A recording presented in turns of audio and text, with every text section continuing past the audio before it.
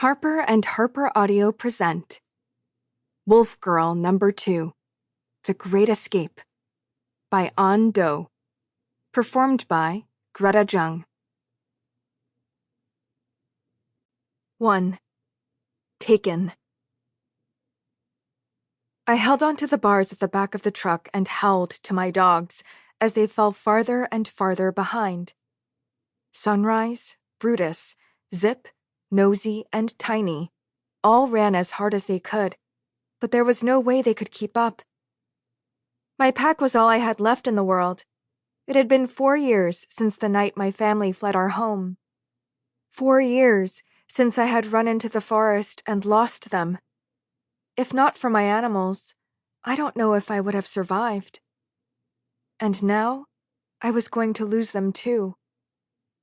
I howled again, as loudly as I could. "Quiet, you!"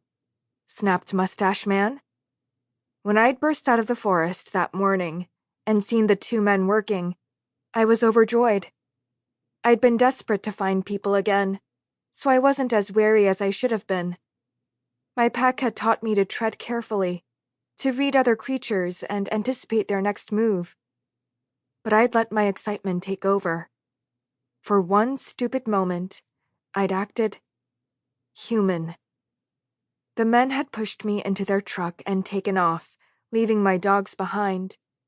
I wondered if the men had something to do with the attack on our town all those years ago. They were probably part of an army. My dogs were now just a blurry shape in a cloud of dust. The wind blew, the dust swirled, and a moment later, my pack was gone. I wondered if I would ever see them again. I heard a shriek and looked up to the sky. Eagle! She was just a dot far above, but she was still following. No truck was fast enough to outpace her. A crisscrossing canopy of branches closed over the truck like a green curtain, cutting off my view of Eagle. I spun around and saw we were driving into what looked like a long green tunnel of trees. I watched and waited, searching for a gap in the branches. I lost track of time as we traveled around bends and curves, winding our way through the forest. Finally, there was a break in the foliage, and I strained my neck to see the sky. There was no sign of Eagle anywhere. I slumped back in my seat. I knew my dogs were loyal. I was sure they would come for me. They may not be as fast as a truck, but they were excellent trackers, especially Nosy. Besides, it was just one long road. All they had to do was follow. But then my heart sank. A crossroads appeared ahead, and the road split in 3. I growled loudly. The driver glanced back at me, slightly nervous. "Maybe we should tie her up." Mustache Man scoffed.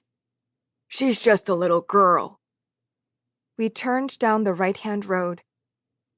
How would my dogs know which direction we'd gone? I had to do something to help them, maybe give them a scent to follow. The only thing I could think of was to pluck some hair from my head and throw the strands through the bars. The strands whipped away behind the truck, gone in an instant.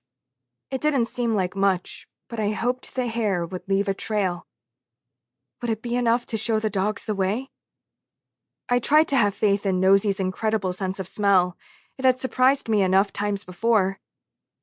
As we drove on, I tugged more hair free, letting strands go one after the other. Suddenly, Mustache Man turned in his seat. "So what were you doing out in the forest anyway, eh?" I glared at him angrily. I wasn't going to tell him anything. "Did you hear me, little girl? I asked you a question." I stared at him like I stared at Brutus when he challenged me. After a moment, he sniffed and turned away. "It doesn't matter whether you talk or not. Fran will still find a use for you."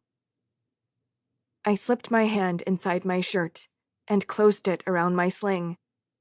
It gave me a sense of hope. These men thought I was just a normal girl. Sample complete.